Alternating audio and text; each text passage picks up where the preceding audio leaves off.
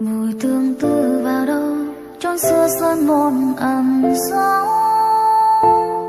một nét xoay càn khôn tình nhi nữ vui chôn, đàn vừa dứt lệ này cũng thành sương.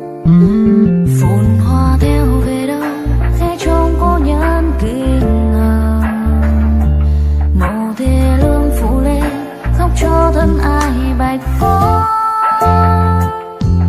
Mộng thấy in nửa đêm ngàn trang sách vẹn vàng, phù đồ thắp lại chìm dối hoa hoàng. Cô thành một bóng chim nhàn mây, vùi lấp nỗi đau dài, hồng đậu tám tỉ bà than vì ai.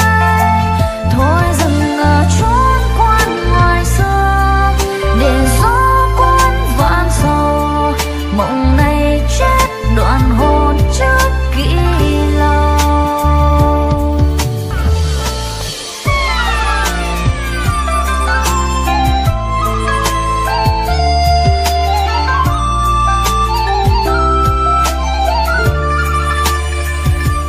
Phồn hoa theo về đâu khẽ trông cô nhân kinh ngờ, màu thê lương phủ lên khóc cho thân ai bạch cốt.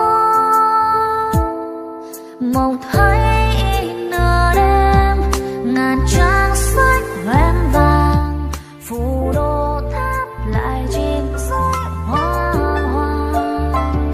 Cô thành một bóng chim nhàn mây, vùi lấp nỗi đau dài, hồng đậu tám tỉ bà than vì ai. Thôi dừng ở chốn quan ngoài xưa, để gió cuốn vạn sầu, mộng này chết đoạn hồn trước khi ngày đi. Tóc xưa